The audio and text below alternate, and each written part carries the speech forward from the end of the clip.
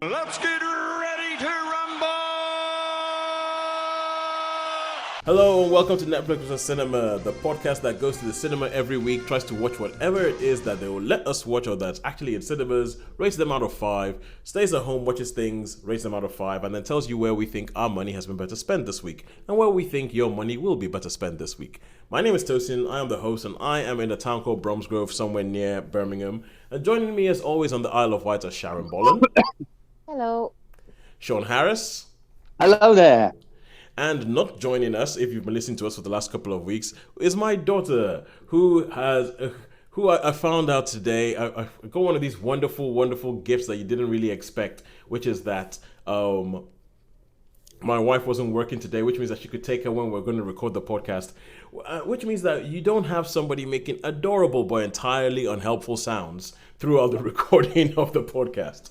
So for those of you who have gotten used to hearing her little protestations in the background, I am sorry, this time you only get us three. And we do not have Holly with us this week because Holly is off recuperating from life, shall we say. But a bit like me today. I mean, today was one of those days where the summer's coming, and I know the summer's coming because hay fever hits. And today is like, you might hear it in my voice, was the first real sort of like hay fevery day. And I just wanted to stay in at home, and my wife was like, "Oh, take her out. It's a lovely day. Go outside and play. She shouldn't just stay inside and watch TV." And I'm like, "What's wrong with sitting in home and watching TV?" When my eyes are swelling closed, that's Yeah, it's like I don't even want to go. I don't even want to give it a chance. But anyway, enough about my woes. So what have you guys been seeing in cinemas and at home this week? Well, as I say, I've only seen one thing at the cinema this week, and that was SISU, which we went. Yeah. I went with Sharon yesterday, being my birthday. I thought would be an early preview birthday treat. Happy birthday, Sean! But yesterday, yeah, and Sharon came. It was really, really nice. She came down and we had a Chinese, and so she came to see me. And Did we have extra people, or was it just a podcast trip? It was just us. It was a podcast trip, and then a friend sort of turned up like a little bit later on that I haven't seen for ages and ages and ages, and he popped in for 20 minutes or so. But so it was nice, and then we met a couple of other friends at the cinema. That's it. Yeah. So it was nice. I enjoyed it. I enjoyed my birthday, and it was beautiful sunshine as well. Because the past few I remembered it being not quite so nice. They were. I always remember when I was a kid, it was always lovely, long summery days. And then, like the past 2 years, has been a bit not good. But yesterday was lovely. The last couple of years. This is okay. We're going off on a total tangent here, which is totally Sean's way of doing things. But I always used to read about hot long summers in like storybooks and all that. Like Famous Five was the real one. Enid Blyton that would go in Nigeria. I used to read and go, oh wow, yeah, hot long summers and then I moved to the UK and I was like, where are these hot long summers I was told about? I was sold a porky. Where the heck are the hot long summers? Some years you get them, but other years they're not guaranteed to turn up, are they? Some years we get a lovely April. April can be fantastic, and then if you get a lovely April, May is normally rotten. But if you get a rotten May, then you normally get a nice June and July. I reckon that there might be something in what Sean just said. That it's about what age you are, and all of a sudden, like how when you were a kid, an hour seemed like an eternity, and now an hour is nothing. So someone tells you have an hour, you're like, oh, I have no time. And like when you were a kid, someone tells you have an hour, you're like, oh no, that's forever. I think it might have something to do with that, but that's never having experienced an English summer as a kid, I don't know. I just had sunshine all year round. So we have SISU in cinemas, which I think is kind of like normal service being resumed. Because remember we used to say that whenever there was a Marvel movie out in cinemas, there was usually nothing for like 2 weeks. There was nothing else in the cinemas for about 2 weeks. And I think that I thought that it was that Marvel were beginning to lose their powers and people were beginning to get a bit plucky and we'll put a film out in the same week as a Marvel movie. But apparently only SISU and the book club, The Next Chapter, have even dared to try it this week time. Oh, and there was some film called Love Again, and yes, Sam Hewan. I don't know how to say his name. No. I know he has He's Priyanka in Outlander. Chopra. He's the eye candy from Outlander. Because the way they were marketing this film, they were marketing this film like I was supposed to know who he was, and I was like, I don't have a clue who he is. He's the kilted one from Highlander, basically. Yeah, the hot Scot. Yeah, ooh, I like that, hot Scot. However, I'll tell you one thing though, that title has pretty much guaranteed I'm never watching that film. Love Again. Love Again. It feels like it was generated by some bad title generator. It's kind of like it's not even Chat GPT, not even something clever. It just looks like it's like Love Again. I just think I'm like I saw that on the cinema and I was like, no, because I don't have an unlimited card anymore, so I have to be a bit more discerning with what it is I go to the cinema to see. And I just thought, no, not that, not spending time away from my family for that. All right, cool. And so that was only SISU in cinemas this week. And what did we see at home? Well, I've been watching, like, as you know, I'm a real YouTube aficionado now, and I've like watched how historians rate scenes in movies from watching a lot of those. There's a nice one by a bloke called JJ, which he does a series of actual weapons in films, which turn up in films and how they're used, how they were good. So, which is really, really good, because there's some films that I really seriously want to see. He shows like, so he says, like the famous Russian machine gun, the PPH, and he say what all the movies that's in, and he goes on about all the movies that it's in and how it's used. Yeah, it's brilliant. It is. So, and yeah, so I'm sort of going down there, the documentary armored stuff, but I've seen a couple of films. I did see a film called The Sacrifice, Chinese film, on YouTube. Mm-hmm. And funny enough, there's some about later, but it's actually, of course, their famous split wing thing, naval aircraft, and so it was quite. I thought, I watched that the other day. The actual clip from it comes up. So yeah, so yeah, I guess I just can't remember stuff, though, because I sort of go down those rabbit holes of YouTube, No, don't worry, Shaun. I've been keeping a list of random things you've told me that you've watched. Oh, that's good. I try and do that. I try to do that for all of us. So whenever somebody says, "Oh yeah," if there's something that somebody mentions that we haven't had time to talk about, I always go, "Okay, cool. Make a note of that." For instance, Sharon has seen something called The Duchess and something called Narvik that she has never reviewed as of yet on the show. Holly has seen In From the Cold and Dangerous Liaisons, and Shaun, I didn't have anything extra because I had White Nose on All the Quiet on the Western Front. So yeah. So those are things that I just make notes, because I started making notes for myself because I kept forgetting what I'd watched as well. And then every now and then somebody would say something while we're recording, and I'll be like, "Oh yeah, that reminds me, I did see this thing. We never spoke about it." So yeah, which leads me to the thing I'll be talking about today, and that is Agent Elvis. Because Shaun, I think you're talking about The Sacrifice today. I'm going to talk about Agent Elvis. And Sharon, sorry, Toes. I know what I did see. I started watching the Star Wars Legends. Is it? Star Wars Visions, and I've watched the first three, so I've watched three so far. And what do you reckon? What do you reckon went with upon my assessment? Yeah, it's really good. Not so keen on the as I say, I've only seen three. Not so keen on the sort of band one with Jabba. Oh yeah. The other two, yeah, certainly is good. So I see the others. I just have to catch them when sort of Dan can catch them, if you know what I mean, because I sort of say, can I watch them? But what's quite good about them is they're quite short, so I can watch. Yeah, they're all about 15 minutes long. They're all about 15 minutes, but it is like Love, Death, and Robots in the Star Wars universe.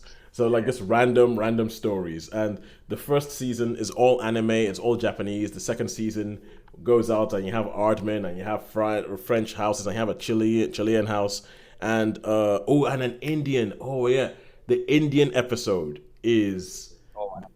The Indian episode, it gave me, what's the name of that film that has Herbert Lom in it and Lauren Bacall? Passage Over India? Northwest Frontier. Northwest. Yeah, I think it has two titles. It's either called Northwest Frontier or Passage Over India. And Flame Over India. I think it's called Flame Over India. Flame Over India. Yeah. And the Indian episode was done by an Indian animation house gave me real vibes of that film. It gave me so wait till you get to it. You probably have about 12 episodes to go before you get there, but wait till you get to that one. All right, cool. So let us kick off with SISU. SISU in cinemas. Sharon, would you like to kick us and tell us what this is about? Yes, this is my cinema contribution as well. I saw yesterday with Shawnee. SISU is a Finnish film, and SISU is a Finnish expression that doesn't have a direct one-word translation. So you can't translate it as like SISU means cross or determined, but it means it has a combination of like this fiery determination and relentlessness. So it's like an expression that has no one-word translation. And so this SISU, this sort of determination and sort of fierceness, is personified in this one man that we meet him at the beginning. And this film is constructed like an old-fashioned type of Western. You sort of get like a spaghetti Western. And it's set in like the sort of the north part of Finland, where in 1944 there has been this ongoing battle with the Russians. Now the Russians have pulled back in a pack, and then the Finnish army is up against the Nazis, and so the Nazis have adopted this like scorched earth policy, where if they can't sort of beat them, they're just going to eradicate. And so they have been like storming across Finland and razing towns to the ground. I think they're trying to reach Norway, aren't they? I think they're trying. The idea is Norway because that's still sort of battling away, and they're using it as like a bridge. So they are, so it's constructed like a Western, very much at the beginning. You see chapters. It's like chapter number 1, and each chapter has a different title, and it's sort of punchy. And you see this chap, and when you first see him, he looks like an old grizzled prospector. He's in the middle of nowhere. He's like panning for gold in this stream, and he comes across this like fleck of gold. And he's like, "Hey, I think I'm close here." And then it's in silence with just a little bit of background noises. He then discovers some gold, and he's like, "Right, I've hit pay dirt. I'm gonna celebrate." And as he heads into town, there's no speech, there's no conversation. And as he gets ready to town, he's like, "I'm gonna have a little bath. I'm gonna wash off my mud. I've been prospecting." It's when you sort of see him stripped down that you realise this is not just an old grizzled prospector. He's got a beard and he's got grey hair, but he's like as hard as iron, and he's covered in scars. There's like a gunshot wound. There's scars all over his body. You can see that, and there's like not 26 abs on him. He's abs. He's muscled. He's ripped. He's just like, but he's not in like a posing at the gym sort of way. This is like he's been forged in fire, basically.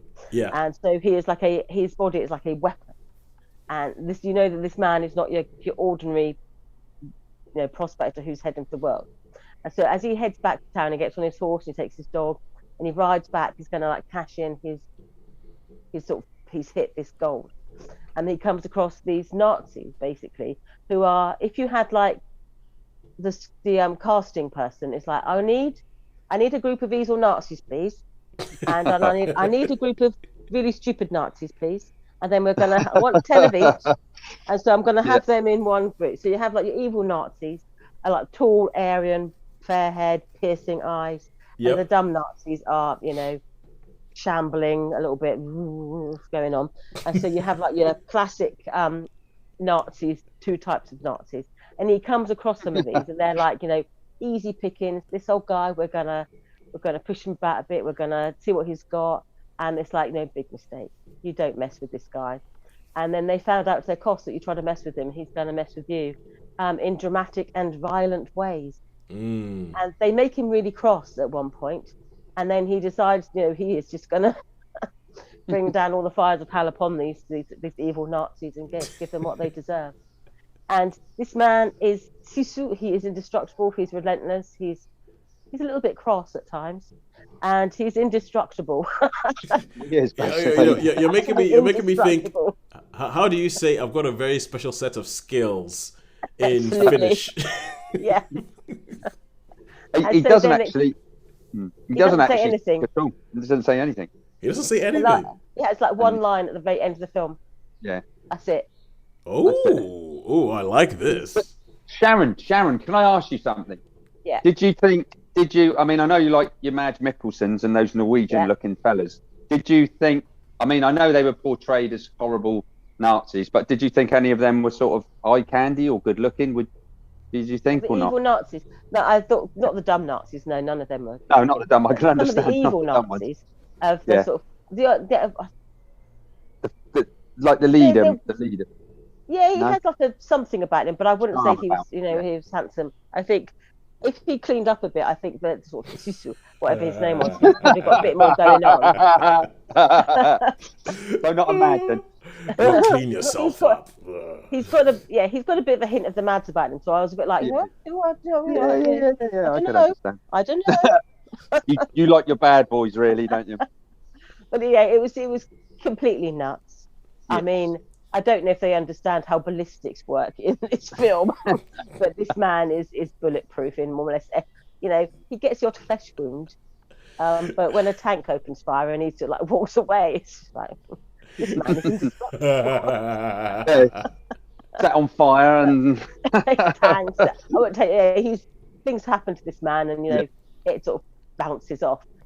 Every now and then, the word sort of came. I think it was like a Monty Python sketch, like one of the knights that say knee. I think it was. It's a mere scratch. Just the quest and the Holy Grail. Yeah, it's a flesh wound, and his arms cut off and he's bleeding everywhere. It's like I like that. He would be like, really a flesh wound. So that's the sort of vibe, but it's nuts, completely nuts. But you, Shawnee, you go, and it's your birthday film. You have a go as well. So this film, you'd think because the tanks are modern tanks. They've got like modern guns. You know what I mean? They've got like guns that can shoot like on the tank they got, which is supposed to be a machine gun, but it's like one of those tanks that like snipers use today that can shoot through concrete and all that. You know what I mean? The big Rambo thing. But once I sort of got used to where it was going, and it's basically a grindhouse film. It would have been like Machete. You could, if you'd have seen this, Machete. I know Machete. I know. Machete don't text. You know what I mean? Yeah. All the stuff they do to him. Yeah. But there were some lovely. The cinematography. I mean, there was some love for me personally. There was some lovely shots in it, and there's one in particular, and it still sticks in my mind now. And Sharon will probably remember it. It's one so. In the right-hand side of the screen, you see a pair of boots where someone's been hung, and then you got three of the worst Nazis sort of lined up in poses, and one of them takes his hat off, and then and it sort of holds that frame for a bit, and it's like, exactly like Sharon was saying, spaghetti westernish, it was and the font of like chapter 1 gold, chapter 2 Nazis. It was done in Machete style, so. Yeah. And it just got crazier and crazier and crazier. It was very black, walk into minefield. You walk, minefield and sort of dumb Nazis. That was send them into the minefield. Those are dumb Nazis. Yeah, the dumb Nazis. What's going to happen to them. And there's this other. Wow, there's a few scenes in it which are very symbolic of sort of things that were going on. But yeah. And the slow-mo, there's always a slow-mo bit because there's some girls involved in this and some Finnish girls that have been kidnapped and they end up with all the weapons and that, and then you've got the slow motion. I think everything you were saying about this made me think, Sean, I think you've nailed it when you said grindhouse. And it feels like it's a Finnish take on because when you were first talking about it and talking about this guy being indestructible, I was getting like, okay, I'm getting Taken vibes. Ooh, I'm getting Commando vibes. I'm getting like it seems like a Finnish take on an over the top 80s action movie. And now, but even when you're talking about it, like with him being grizzled and not saying a word, I'm like, ooh, that's a bit 70s. The taciturn man with no name that doesn't say anything. I was thinking man with no name when I was watching it. There's certain films that I was thinking, this guy knows his like. Sergio Leone's stuff. He knows his Grindhouse. He knows his sort of schlock films, and the guy who made it. So it's like, he obviously loves this, and then he's just like, you know what? I'm going to bring this into my culture and make this mine. And it was a complete riot. Everything in this film was things I should hate. not period cost, ridiculous.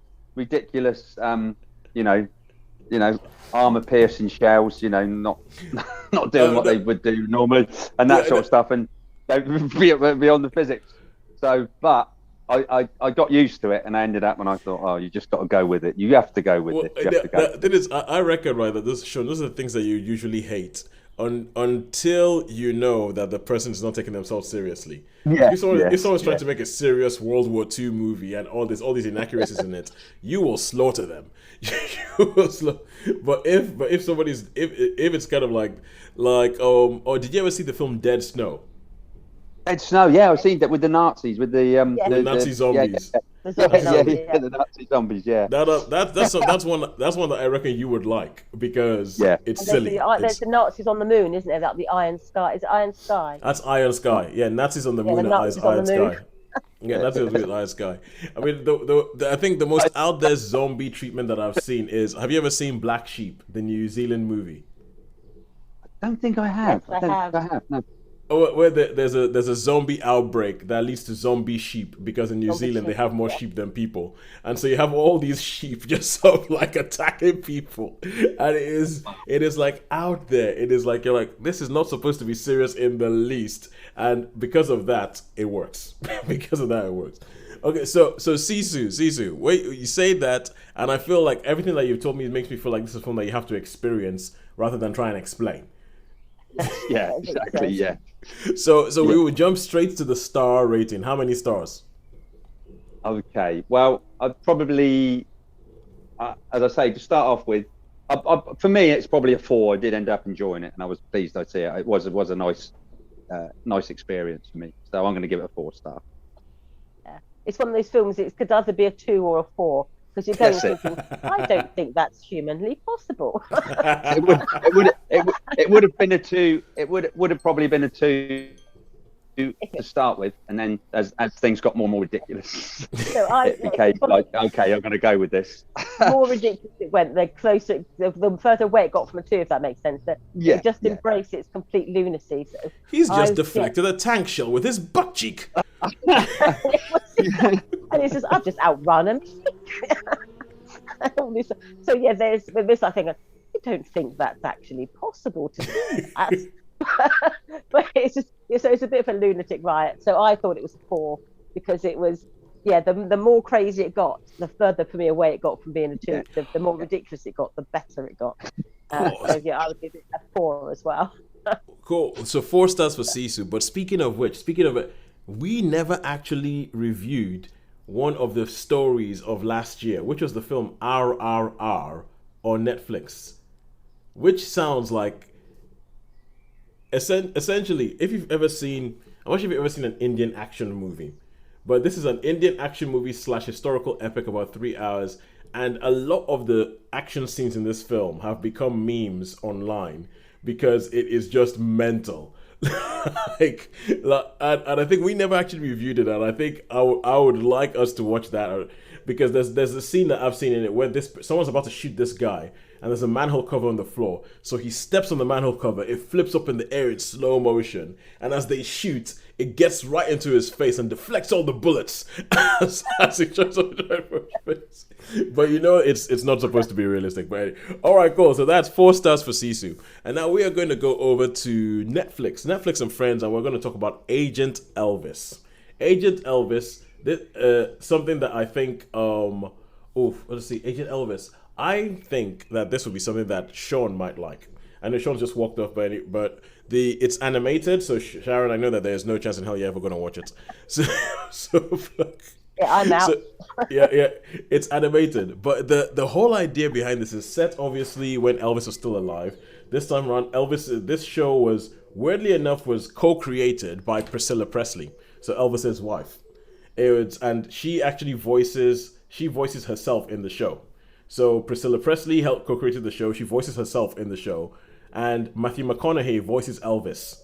And the whole idea is that this is like, in the, I think it would have been the 60s. Yeah, it was the 60s because Nixon is in office. Nixon is the president, And Elvis is kind of like, he's the biggest biggest pop star during the day, but at night he's kind of like a vigilante, and he walks around trying to right wrongs because he wants his life to mean something and he wants to do something with it.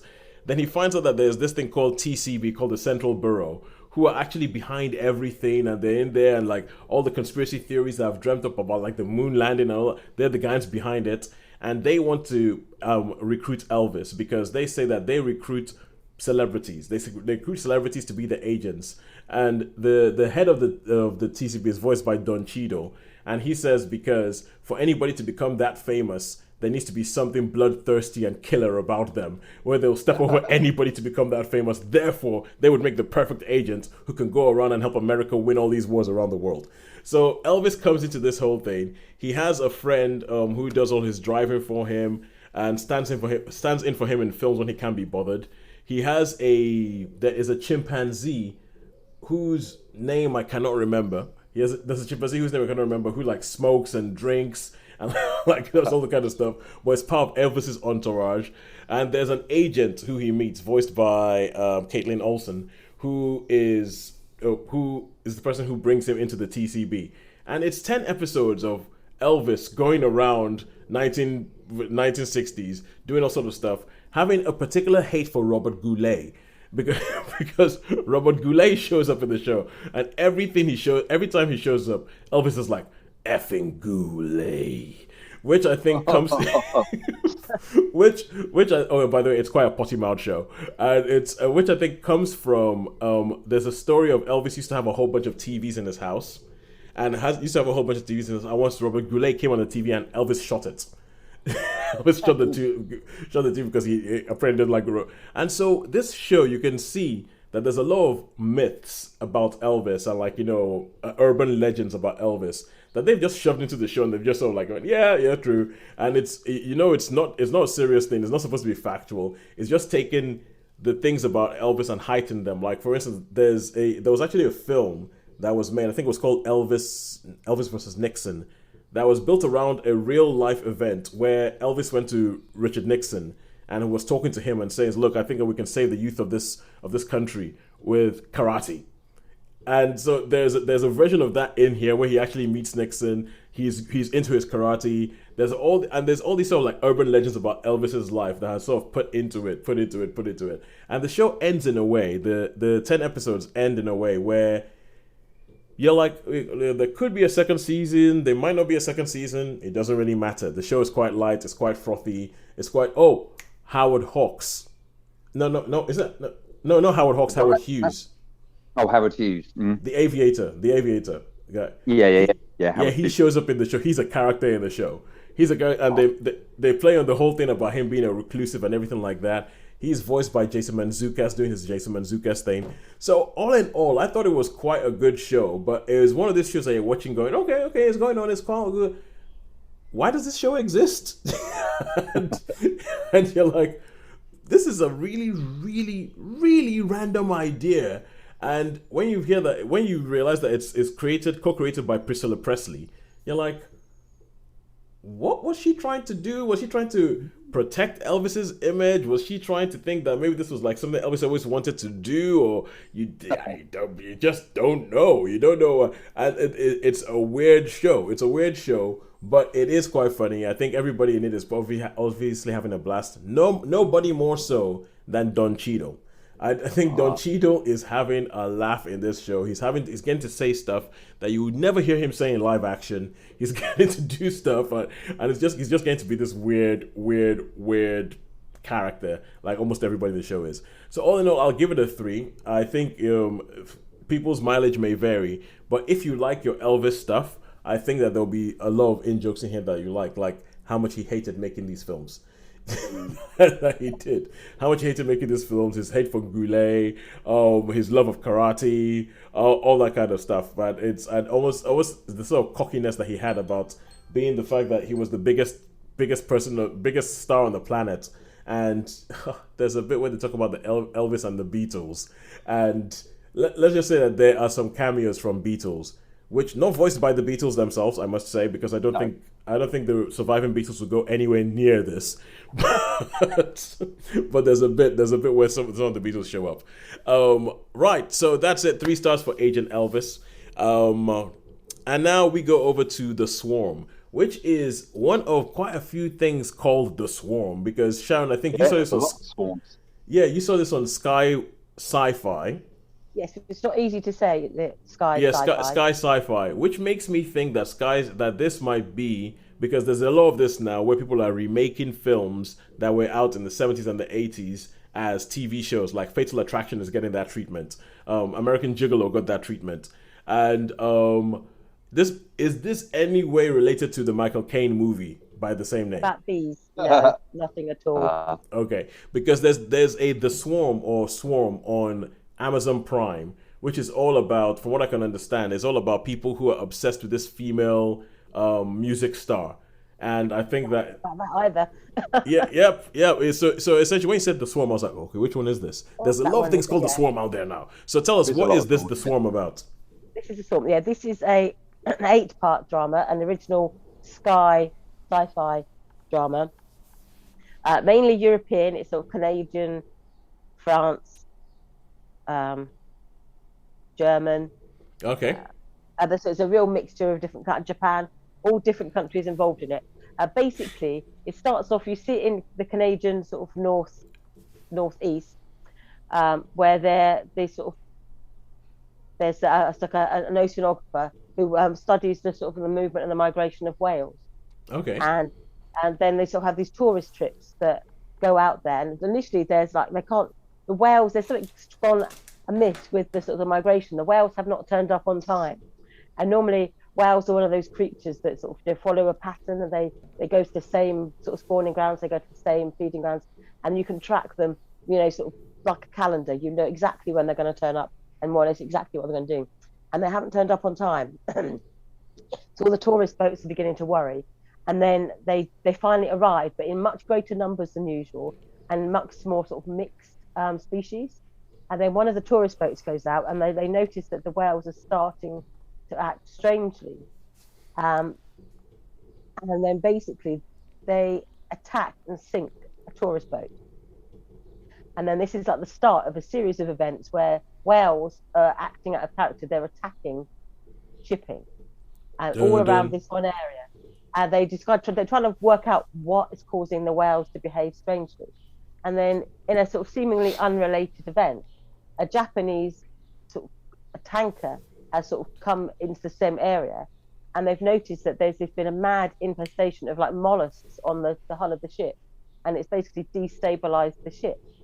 And then in France, a lobster is caught from the seabed, and it's brought into a restaurant, and it looked a bit strange, but it's infected with this a strange illness. All the people who came into contact with it, they become very ill very suddenly, and they die horribly. And this infected lobster was like thrown into the waste disposal, which has got into the water system, and then anyone who had contact with the water in that area was suddenly becoming very ill. And so all around the world, this sort of Japanese tanker, the whales in Canada, and there's a lady who's studying the sea sort of flows in the North Atlantic, based on one of the Shetland Islands. She's noticed that there's been some strange phenomena where one of the boreholes under the ground has suddenly opened up again, which is like doesn't happen. So strange things are happening around the sea. And as the series progressed, all these different seemingly random events, these mollusks, the lobster, and then later crabs, the sea currents and tides, everything that is connected to the sea is turning against humanity in different ways. And they're saying, are these events all unrelated, or is there some sort of intelligence at work? And as the series progresses, you see all these different people from around the world with their different experiences of what's going on start moving towards each other, because they're saying, there's an expert in Norway who knows all about sort of, sea creatures. Let's talk to them. And then the detective who's trying to investigate all the deaths in France because of this they think it's like a poisoned lobster. They're like going, actually, this is not a poisoned lobster. It's a new species of lobster that has got this strange component to it. So all these different things have been connected. So, and these and all these people basically start converging upon each other to work out to see if there is an intelligence behind these seemingly random events. Of basically the sea or something in the sea is turning against humanity. Okay, cool. So that synopsis makes me feel like I know where this show is going. Yeah. There was I remember seeing the film called The Andromeda Strain, which was sort of where they get loads of scientists. Well, there's a few films, isn't there? Pandemic, all of those. It's like let's get all the specialists together and come up with a plan. Yeah, Godzilla. Godzilla again, yeah. Godzilla, Meteor. Okay, so it sounds like this sounds, well, okay, let me put it this way, because this is it's called Sky Sci-Fi, but that's essentially the sci-fi channel. It's a sci-fi channel that has been rebranded to Sky Sci-Fi, and we know what the original things usually are like, made for 5p, made for 5p. And it's in my head, it's turn on in the background and do something else TV. Yeah. Is there anything to elevate this? Because at the moment, everything you said makes me think I know exactly where this is going. So much so, B movie. They certainly elevated the production values for this. I mean, it is. It was up there with the production values of all the sea effects and the creatures, the whales. Everything looked spot on. Yeah, and good. Even though I didn't recognise anyone in the cast because it's sort of basically international cast, they all were very competent. There was. It sounds really insulting about some of these sci-fi films. It was not Sharknado. Yes, the effects are a bit shonky, the acting's a bit chonky, and it's all a bit dialed in. Whereas this, they certainly put the money into it. I think it's an original drama that they really tried to push as a sort of like an eco. Tale or eco fable. Yeah, so they certainly put the money into it. It's not a cheap. Let's just knock off 20 of these this week. It's sort of they've put the production values into it. So in that regard, it was it was certainly good. You couldn't fault it for the effects or for how they made it work. My only criticism of it was, well, not my only criticism. There's probably a few criticisms of it, but I found because it was drawing from all these different cultures, and you meet all these different characters. I found it was quite hard to get emotionally involved with any of them. I found it interesting. I thought the whole premise of how it worked and how they managed to draw it reminded me a little bit of Kraken Awakes, in that the John Wyndham one, where these seemingly random events were not random, they're all connected. And so I found it is interesting to join up the dots and see how some of the things sort of worked out. So I thought it was interesting how it progressed. But yeah, when some characters die, I was a bit like, oh, are they dead? Because it's done in a almost sort of like casual sort of way. And there's some tragedies, like sort of probably a spoiler, but there's a tsunami. There's a couple of tsunamis that have been generated by the sea basically is fighting back. Yeah. And there's these tsunamis where you see great swathes of like Africa, great swathes of Northern Europe are basically devastated by a tsunami not seen, for centuries. Yeah. And some sort of who you think are like quite important characters, some of them die, and you go a bit like, oh, because you don't really feel that emotional connection to them. And so some of the events where they're saying, oh, so and so, they're out at sea at one point, and they're saying, is so and so from this country? And then I go, yes. And then I go, should we tell them? And it's like, because basically their country has been just devastated by the tsunami. And you're going like, oh. So I found it was interesting on an almost like intellectual level, thinking, actually, this is quite interesting how they've done this, how they thought about this.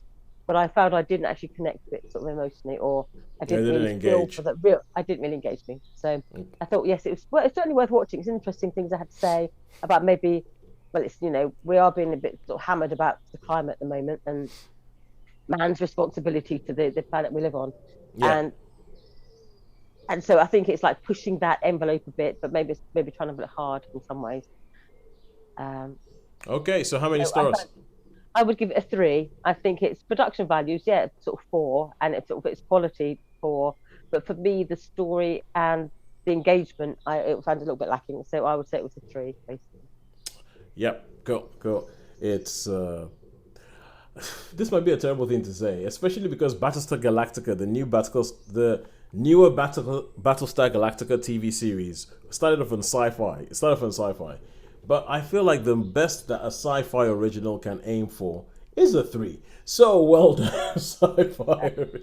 Yeah, but if you watched it, you think it's. I normally think with those. It looks top notch though. It does look like it could be on Prime or on Netflix. Yeah. They've certainly put the production values in, so they haven't skimped in that way. Because normally you could spot a sci-fi movie because it's just shonky. Yeah. But this was certainly well made. It's just I didn't feel they really engaged with the characters enough. They seem to like do a film. I remember there was a film come out called Battle for Los Angeles, and they called it Los Angeles Battle, which I saw. Which is and the explosions, when they have the explosions, you can they're so badly CGI'd, aren't they? I mean, they've even got an outline. As you get this explosion, you've got like an outline on the outside. There's none of that in this. There's none of that in this. All the effects are as good as they could make them. I mean, they haven't skimped on the budget at all. No, they have put the money into it, so it certainly doesn't look cheap.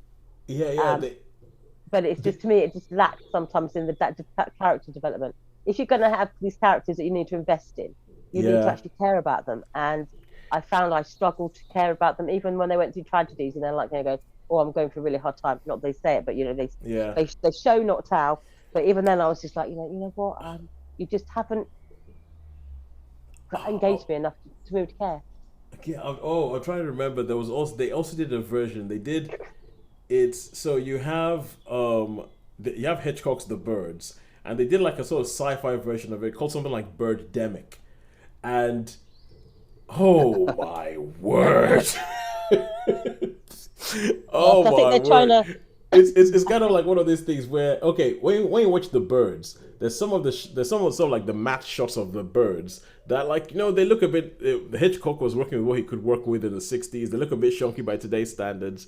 But this Birdemic thing was made in the noughties and looks worse than it looks worse than Hitchcock managed in the 60s. But anyway, this and other things. I think they're trying to sort of up their quality over quantity. So I think they're trying to up their game in terms of, if we're going to compete with the best of the best, we need to do better. So I think it's certainly they're trying to do better.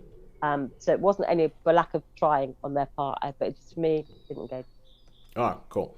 And now we go to the final thing we're going to talk about this week, which is on YouTube, and that is The Sacrifice. Shaun has been waiting a week to talk about this, so please tell us about The Sacrifice. What's up with it? What's going on? The Sacrifice. So this is one of those Chinese movies. I think it was made like 2020, something like that, a few years back. But it is on YouTube. The whole thing's on YouTube. And it's basically your proper Chinese propaganda thing. It's a Korean War. This is where the narration comes up at the start. This is the Korean War, and the Americans have invaded Korea and are about to, they're getting close to invading China, which they never did. It was the other way around. But anyway, we're cut off. Story short, so there's this bridge. The story's basically there's this bridge that they need to get this regiment across the bridge to reinforce the so they keep building this bridge in various different ways. And the American Air Force come in and destroy the bridge. So they we've got to do this, we've got to do this, we've got to do this the other way. So they bring in some anti-aircraft guns. And so basically this is it almost becomes a duel between this anti-aircraft gun, and there's one plane which has sort of been shot but goes back. So it becomes a duel, almost a duel between them. It keeps going on, it's a continuing duel. They sort of come, blow up, get shot, go back, come back, blow up the bridge, come back, get shot. And it's a bit with certainly a lot of propaganda involved. And it's just basically starts off, they've got to make this bridge, they've got to build a bridge, they've got to get over the bridge, and the bridge keeps getting destroyed. So plenty of action, plenty of shooting, plenty of planes. The planes look quite good. Most of it's subtitled, but the actual American pilots do speak English. And the planes are pretty good. I mean, there must be CGI. I think they are CGI. You can actually see it, but it's like I've never seen a Chinese war film where, like, you know, they're all their shirts all tattered and that, and they're like, they keep carry on, you know what I mean? And I think from that description, I think I know what you're talking about. Yeah, they're nearly like destroyed, and they're like all bleeding and all that. But yeah, they hang on in there. You know what I mean? They're like, they've lost all their limbs and their things, and you know, they're using their teeth to sort of load the guns and stuff. But it wasn't quite that extreme, but that type of thing. So, and it's sort of, really, really political, and just saying how good the Chinese, how resolute and everything. How great how the Chinese have SISU. SISU, they do, yeah. It's a Chinese SISU, but they have lots of SISUs, you know what I mean? And lots of people sacrificing themselves to protect things, and throwing themselves. It's almost like it's the propaganda thing of, you must do this to protect your country. To fight for your country, you've got to sacrifice yourself. You've got to die, but it's all for a good cause. It's all for the country, and you know, at the end, I know this is a spoiler, but I'm gonna say it anyway because I don't do anything. But in the end, they end up like the men end up becoming the bridge sort of thing, you know. So you know, and they're all like. They're like, they're all like, you know, straining with all these tanks driving across them and that. So it's basically, because the bridge has been destroyed so much, all the men get like planks of wood and that, and all hold planks of wood and stuff like that. So they to become the bridge. Shot. And okay, I'm trying to decide whether that's like, you know, that's like propaganda or parody. I know, no, it's serious, because you can see the people that have been wounded and all that, you know, and have got bandages across their eyes and all that, and they're holding up this plank of wood and like grimacing with the sheer pain of all this, you know, all this stuff. They've got to get across. I remember that. I mean, Chinese cinema does give good grimace. It does. It gives good grimace. Yeah, Chinese cinema does give good grimace. Yeah, they endure a lot. They endure. You know, they can. I mean, one thing I do like about Chinese war films is the action. You know, there's plenty of action in them. There's plenty of even if a little bit. And you do get the odd one that's brilliant. I did see one years ago called The Assembly, which was about that was a really good one actually. And there's even a bit in that where they're in Korea and there's some American tanks are coming, and it says, you know, they try to talk bad Korean, do you know what I mean, and wave at the Americans and stuff. So that's good. But this was average. There was a bit of shooting. So what you're saying is that every now and then you get a good Chinese propaganda war film, but this is not one of them. This is not one of them. Exactly right. Yes, exactly right. Yeah. So how many stars for the? Probably. Just because I like the aircraft side of it, just because I like the Grumman Wildcats, I'll probably give this a 3, but not a very high 3, you know. And plenty of grimacing in this, you know. Like all you got the American, you know, like really like gung ho and nasty looking and all that, and like as they get wounded and shot, and they're like, it's just you know. It always amazes me how they like, you know, wander around with like missing limbs and stuff, and you know. Well, the thing about it is that I've thought this for a while, that you go around the world in different places, and in different areas of the world, you have differing levels of self-consciousness. So I think like in the Western side of the world, you're talking Europe and you're talking America and everything like that, that there's a lot of self-consciousness that we can't do that, that would look stupid. But you go to Asia and they don't have that same sort of like, we can't do that, that would look stupid. They're like, no, we're going to do that. It's and it bleeds into the cinema. It bleeds to the cinema, because where you would have some of these facial expressions that are being pulled in a Chinese movie, you would never imagine that being pulled in a British movie, because they'd be like, oh no, what's wrong with it? But in China, they're like, no, this is what we're going. This is emotion. We're going for it. And I like the fact that you have that in different geopolitical cinema. I like that. I was going to say, there's I know going off one of the tangents on Radio 4. They've had this little series about princesses, you know, like cinema princesses. Oh yeah. And like how the last one I listened to was Brave. I forget what but this week, which you'd probably like, was Shuri from Black Panther Forever. Yeah. So and it's really good. They're only like half an hour, and it's just like they got some people talking about how, you know, and they talk quite a lot about the film, about Wakanda, but they're saying with Shuri, she was T'Challa's sister, and she was like the naughty sister. So you might quite like to listen to that. I was thinking of you. I think I saw that on a podcast. It's just called Princess, isn't it? I think it's called Princess. Yeah. Yeah, I think it's just called. I think I saw that on the podcast. It got recommended to me on BBC Sounds, and I was like, oh, okay, that's interesting. Yeah. It's kind of like, but there is a movement to reclaim the word princess, because it's there's another show that I have on my list that I haven't spoken about. Is a show called Princess Power, which I've been watching over my daughter's shoulder, and they have this whole thing where they're trying to make princess a verb. It's like they'll say things like, way to princess, and they're trying to reclaim the word princess. So there's a movement so it instead of it just being, there's even the film The Princess, which is just about a princess kicking ass up and down a tower, which she's supposed to be locked away in. So instead of making it like, or when you say princess, it's about, oh, you're gonna stay here and wait for my prince. When will my prince come and save me? They're trying to move it away from that and move it back into like, oh no, princesses actually have, what's the word? Agency of their own, in their own right. So have they never heard of Princess Anne? Yeah. That woman, Princess Anne, she's the Princess Royal, the King's sister. Oh yeah. One tough bird. She's not your fluffy princess, and she never has been. She is one tough bird. When they tried to kidnap her, she said like nap off the gunman, and it was just like, and she said, I'm not going. He shot three people, and she was like, no, I'm not going. It's like, if you want a tough princess, Princess Anne is up there. I was like, there was a TV program called The Windsors, and like when she ever used to turn up, like the room would go all frosty, sort of glide in. It was really funny, and she'd be the channel they'd all look at her terrified. Yeah. The Windsors was quite funny. It was Harry Enfield as Charlie, and I just and remember Camilla wanted to kill off Kate, and I just remember that the only thing I've seen of the Windsors is like Harry Enfield playing at that time Prince Charles, and where somebody says to him like, I think it's William. William says about the royal family, he said, no, that's it, we're useless. We're as useless as a nipple on a man. And Prince Charles goes, no, I'm as useful as a nipple on a woman.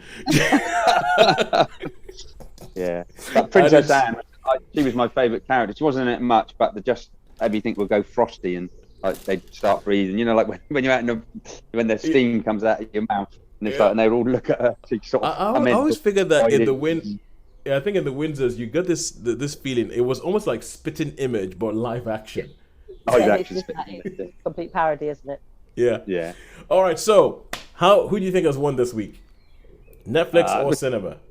Well, I would say it's got to be SISU in it, because the rest were pretty threes. I think. The rest were all threes. All threes all across the board. So with the one thing in their place, SISU went, don't worry, Guardians of the Galaxy, do your thing. I've got this.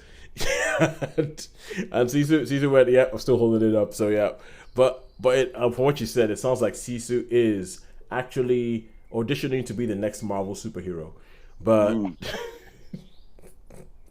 we'll do that. Okay, cool. So until next week, when we will see if Marvel is going to let anybody else release a film. When's the Flash out? When's the Flash? That must be out soon.